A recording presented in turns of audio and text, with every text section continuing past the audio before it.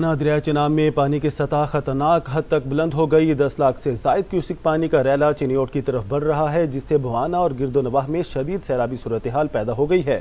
موزہ ساحمل کے زمینی کٹاؤ میں تیزی آ گئی ہے۔ مزید جانتے ہیں نمائندہ JNN ناصر علی سے۔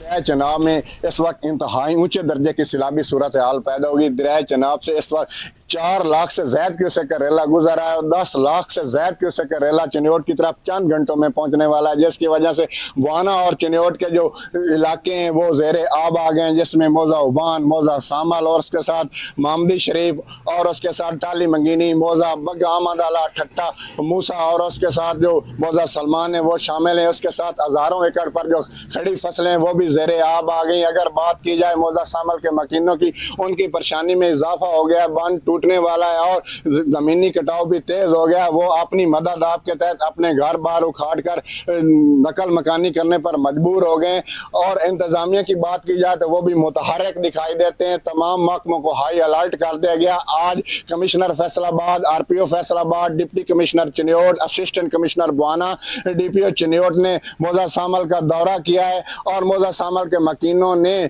انتظامیہ اور حکومت سے مطالبہ کیا ہے کہ ہماری مدد کی جائے، ہمیں متبادل گھر دیے جائیں تاکہ ہم اپنے بال بچوں کو لے کر وہاں پر ٹھہر سکیں۔ جی، لاہور میں شاہدرہ کے مقام پر دریائے راوی میں پانی کی سطح میں مسلسل اضافہ ہو رہا ہے۔